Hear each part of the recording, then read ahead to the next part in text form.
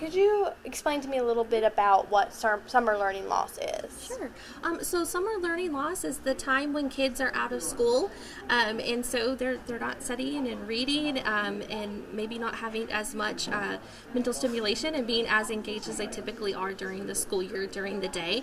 And so one of our goals here at the Tyler Public Library is to really help fill in that gap by offering quite a few programs for kids of all ages, as well as family programs. So kids and families can come and they can learn together and have fun in really creative, hands-on, and really enjoyable ways, I think. So everything from art to STEM. So Absolutely perfect. Yeah. So specifically, it looks like learning loss is higher for math-focused curriculum. What options do y'all have here for that? For math, sort Give of. me 1 second to think on that one. Yeah, So for sure. we have a lot coming up this summer. We have.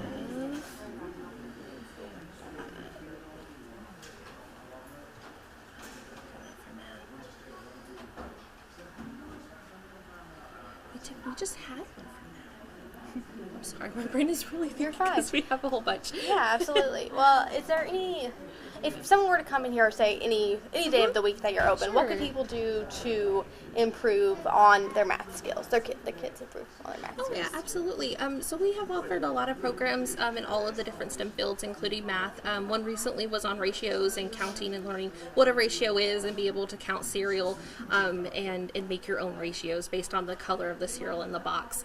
And we also have some other STEM things happening this summer coming up involved in some of our other programs. We're going to be doing we are going to be doing some different activities. For example, we're going to make a squishy heart circuit as part of one of our storybook walk adventures. And so we're going to kind of incorporate it into some other programs and things we got going on. Absolutely wonderful. And then to reading skills.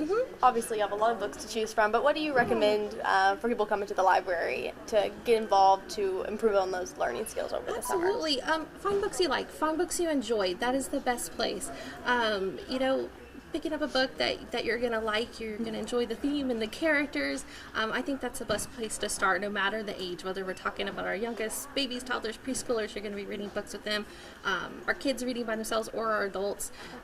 It's best to find something you love, something you enjoy, because that's going to, you're going to appreciate the book more. You're going to want to come back to it. You're not going to set it down after those first few words or pages. And if you're really interested and you want to challenge yourself a little bit, we actually have our, for all ages, we have a bingo challenge. Our summer reading challenge is a bingo card. It's online. They can sign up, do the bingo challenge, and win some really cool rewards. So if you want some incentives to kind of incentivize you to read over the summer, you can sign up for a reading challenge. Absolutely wonderful. All right. And how in your expertise have you seen kids struggle with summer learning loss? Like, how would it differ from one kid to another? Do you have any? How would it differ? Yes. It really just depends upon the child. But those, about 2 months, maybe up to 2.5 months outside of school, it can result in a lot of learning loss, whether it's reading skills, math skills, sometimes social emotional learning skills, because maybe they're not with as many peers or friends, they're by themselves, and so we're hoping that all of our families and kids stay engaged and be doing things to keep their minds active through the summer, and that way they're ready in August to go back to school. Yeah, absolutely. All right. And what advice would you have for parents who are trying to help keep their kids from experiencing summer learning loss?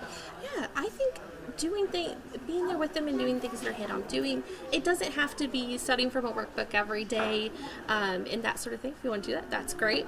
But it's really about staying involved and staying engaged, whether that's reading, whether that's, for our youngest ones, maybe that's practicing reading the words or finding the letters, at the grocery store on the signs, doing things, going to the park. You can take fun activities and go to the park. You can come here, you can hang out. We have games and puzzles and that sort of thing, or items you can take home. So just staying engaged and staying involved. Awesome. Do y'all, any of the puzzles here, are any of them mathematical in nature? We do have some. Some are just focused in different areas. They kind of cover a pretty broad range. Right. Absolutely. All right.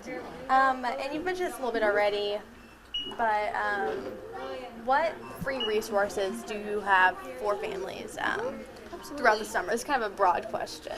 We have a lot. For checkout, we have everything from books, movies, as well as nonfiction movies and books and things in there. We have STEM kits, which come with an activity. It comes with a book about it. For example, we have one on construction or magnet, so it comes with an activity, it comes with a book.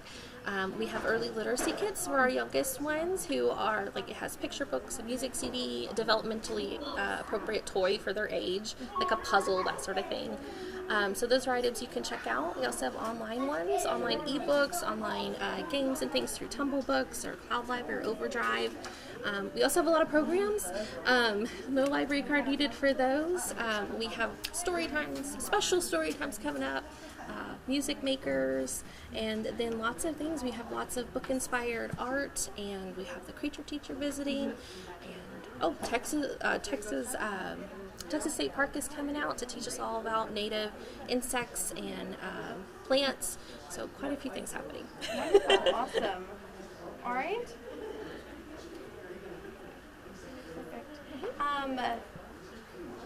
And y'all have your summer reading challenge. You talked about that with the bingo card. Mm-hmm. What is kind of what do you think is like the goal for the library having that summer reading challenge?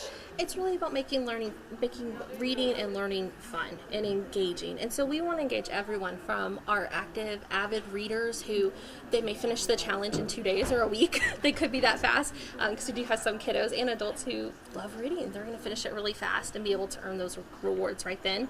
But we also want to engage all of our readers who may be a little more reluctant, or maybe it's just reading, maybe it's not their passion. That's okay.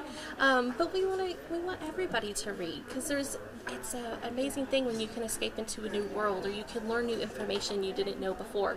And so we want everybody to enjoy reading in their own way. And so with the bingo card, we're hoping with all ages that everybody you can kind of interpret it the way you want.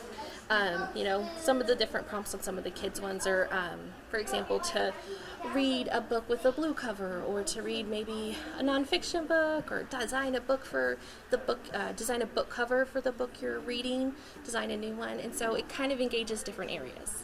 Absolutely. Yeah. All right, and